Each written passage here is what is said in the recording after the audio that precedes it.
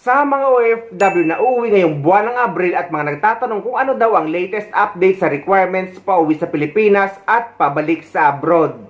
Ang sagot guys ay dati pa din naman at wala namang pagbabago. Sa mga nagtatanong naman kung OFW pass na daw ba or uuwi pa rin ang kailangan. Ang sagot guys ay uuwi pa rin ang hinahanap sa immigration. Hindi ko lang alam kung may nakagamit na ng OFW pass. Pero may mga kaibigan akong nakakabalik lang at uuwi siyang hinalap sa kanila at gamit nila sa pag-claim ng refund. At para sa kompletong detalye sa mga requirements pauwi sa Pilipinas at pabalik sa ibang bansa, eto guys, panoorin nyo para sa kompletong detalye. So, ang mga kailangan kapag uuwi sa Pilipinas ay ang inyong passport, ticket at e-travel arrival card registration. Para naman sa mga OFW na magagaling sa mga bansa na may tinatawag na exit visa, ay kayo ang nakakaalam yan kagaya sa Saudi Arabia, Taiwan at iba pa. Dahil requirements yan sa bansa na panggagalingan nyo, hindi naman sa Pilipinas. Dahil dito sa United Arab Emirates at sa iba pang mga bansa, wala namang tinatawag na exit visa kapag uuwi kayo sa Pilipinas. So, ang kailangan pa uwi sa Pilipinas ay ang inyong passport, ticket at e-travel arrival card registration. Kailangan nyo mag-register sa e-travel 3 days bago ang flight nyo. Pero pwede kayo mag-register kahit anong araw basta sa loob ng 3 days bago ang flight nyo. Dahil may mga OFW na binibigay ang ticket ng kanilang employer sa mismong araw ng flight nila at nasa airport na sila. So kahit nasa airport kayo ay pwede pa rin kayo mag-register sa e-travel hanggat hindi pa kayo nakakapag-check-in. Additional requirements naman para sa mga OFW na may employment changes. For example, mga OFW nag-change employer, nag-change job site, nag-change company name kahit pareho pa rin ng owner, nag-change position, at yung mga babae na napalitan ng apelyido sa visa, passport at kontrata. Pati yung mga OFW na galing sa visa na nakahanap ng trabaho sa ibang bansa at naging employment visa sa ibang bansa. Kailangan nyo magpa-verify ng inyong kontrata sa polo office sa bansa kung saan kayo nagtatrabaho bago kayo umuwi sa Pilipinas para makakuha kayo ng updated UAC sa POA. Dahil guys, kapag wala kayong polo verified contract na umuwi kayo sa Pilipinas na mayroon kayong employment changes, ay posibleng hindi kayo makabalik. Ngunit sa mga dati ng documented OFW, meaning dumaan ka sa DMW, PDOS, OWA at sa mga manpower agency na pumunta sa ibang bansa at dati na kayong may UAC at uuwi, babalik muli sa parehong employer. At yung mga OFW na dati na nakapag-verify na kontrata na isa sa mga nabanggit kong may mga employment changes. So kapag nakapag-verify na kayo ng kontrata noong uwi nyo or last uwi nyo at uwi muli kayo ngayon at babalik muli sa parehong employer, ay hindi na required ang panibagong polo verified contract dahil pwede na kayo makapag-acquire ng UWC exemption online or sa inyong PAPS BAM account. Kung hindi naman kayo marunong mag-acquire ng UWC exemption online, ay pwede kayo sumadya sa pinakamalapit na POA office sa lugar nyo or dumaan sa POA desk na matatagpuan sa loob ng airport. Bukas sila 24 oras at pwede kayo magpaprint ng UWC exemption nyo sa kanila. Ito naman ang maikling step-by-step guide sa pagkuha ng UWC exemption online. Para naman sa pagkuha ng UWC exemption para sa mga OFW balik manggagawa, meaning yung mga dati ng OFW or documented OFW na babalik sa parehong employer, parehong job site at parehong position. Pwede na kayo kumuha ng UWC exemption online at ituturo ko sa inyo ang step-by-step guide. So after nyo makapag-login sa inyong PAPS BAM account, ay dyan kayo sa baba at i-click nyo yung balik manggagawa. At lalabas ito. Dito makikita nyo ang passport data available at pag-ibig data available. Kung wala naman kayong pag-ibig guys, i-proceed nyo lang yan dahil kahit wala kayong pag-ibig ay pwede kayo makapag-proceed. So, i-click nyo lang yang next.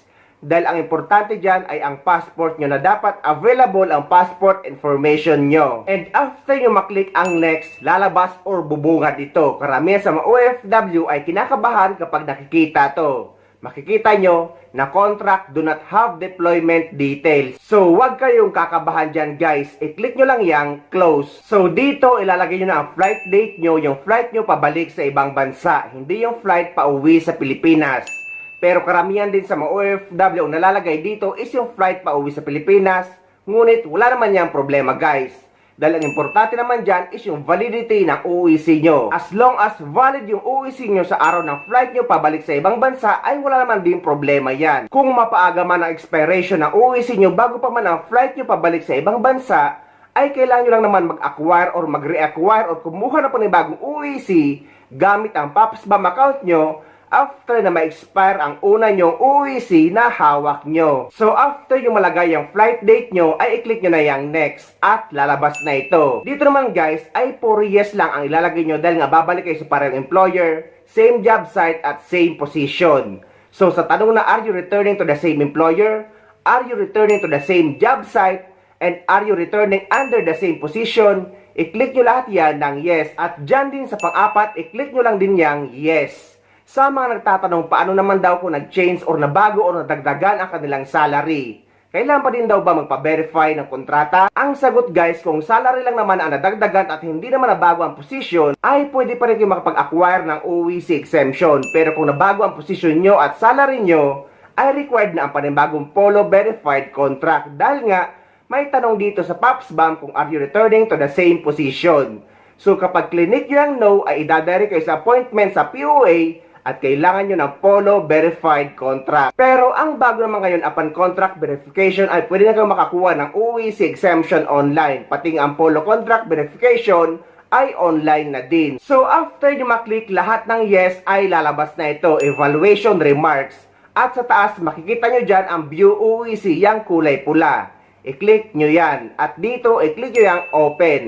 And after that, eto na guys, makikita nyo na ang inyong UEC exemption at ipaprint nyo na 3 copy at ready to go na kayo. Ngunit kahit for UEC exemption na lang kayo kapag uuwi kayo sa Pilipinas, lagi ko sinasuggest na dapat lagi nyo dala ang kopya ng inyong valid contract or bagong renew kontrata. Mahihingi or makukuha nyo ang kopya ng inyong valid contract sa inyong employer or sa kumpanya.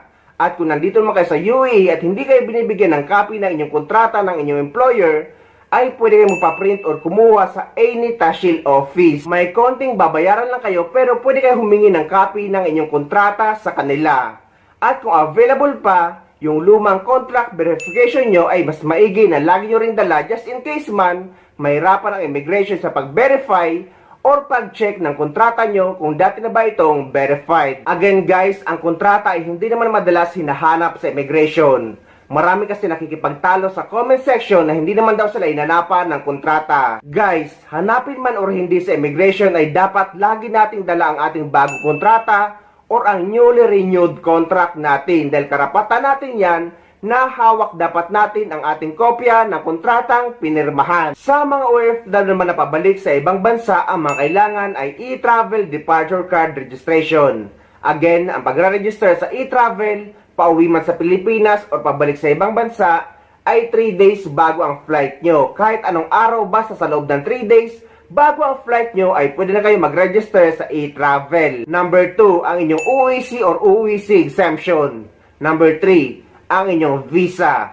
Pero dito sa United Arab Emirates, ang ipapakita nyo na sa immigration na visa natin ay ang Emirates ID na natin. Wala na yung passport or wala na yung visa na nakatatak sa passport natin. Number 4, ang ating passport at ticket.